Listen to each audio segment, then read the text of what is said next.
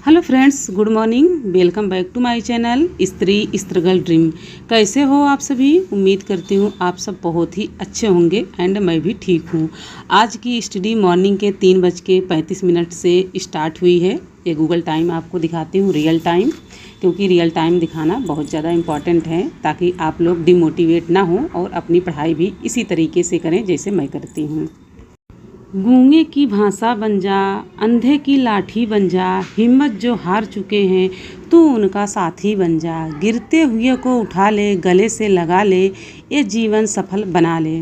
तो फ्रेंड्स, बहुत सारे लोग को कहते हैं कि पढ़ाई करते समय हमें नींद आती है, तो मैं आज उसी टॉपिक पे मैं बात करने वाली हूँ कि कैसे मैं बिना रुके और बिना थके मैं अपनी पढ़ाई 10 घंटे 9 घंटे इसी तरीके से मैं कर लेती हूँ। ज़्यादा भी हो जाती है तो पढ़ते समय नींद आती है तो आप छोटा सा ब्रेक ले लें, ठीक है।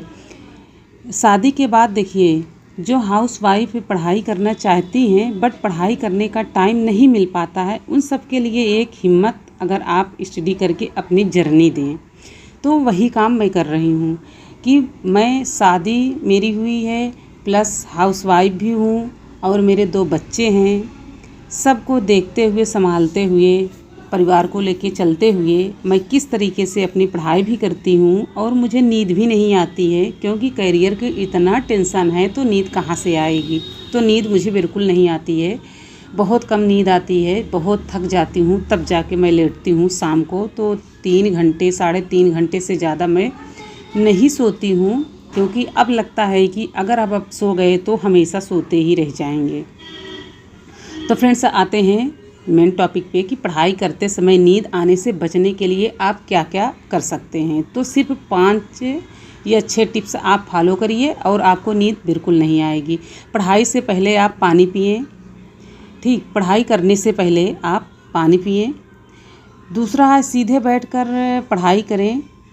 जैसे मान लीजिए कि आप थोड़ा टेक न लें किसी चीज़ का, ताकि अगर देखिए आरामदायक बिस्तर पे आप बैठेंगे तो आपको नींद आएगी।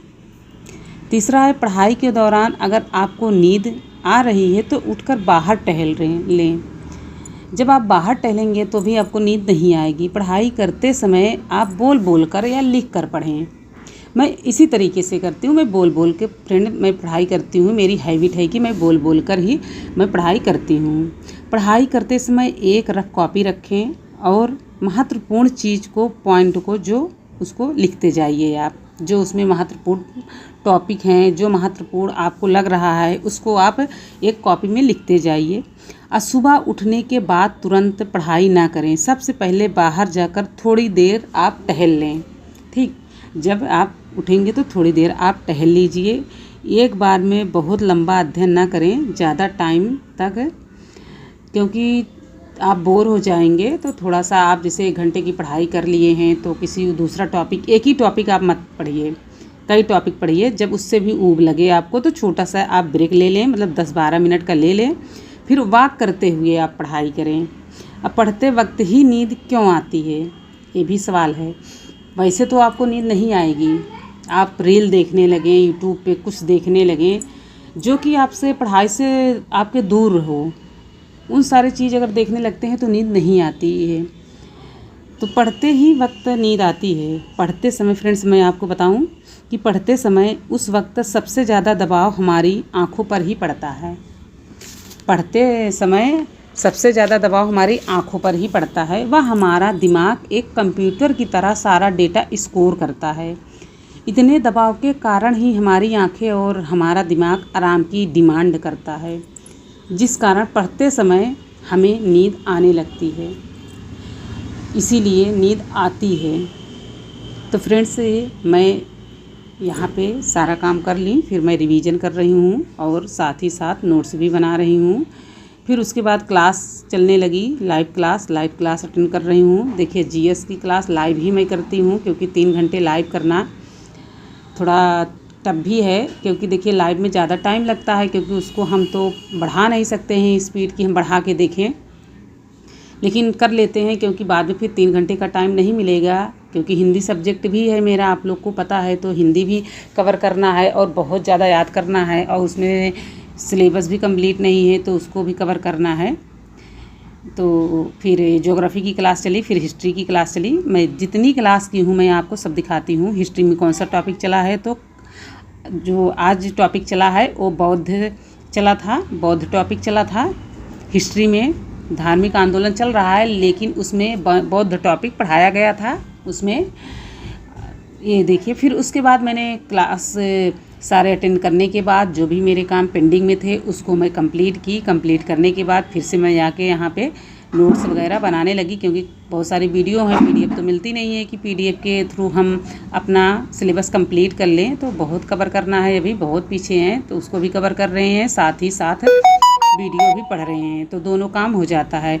लेकिन एक चीज़ है फ्रेंड्स कि अगर लाइव में आप पढ़ रहे हैं ना तो समझ में बहुत अच्छा से आ जाता है, और जो भी डाउट होते हैं वो भी क्लियर हो जाते हैं और याद भी हो जाता है लाइव में, क्योंकि सर 2-3 बार रिवीजन भी करवाते हैं और पढ़ाते भी हैं, रिवीजन भी करवाते हैं और बोलते हैं कि अब नोट कर लो, अच्छे से लिख लो।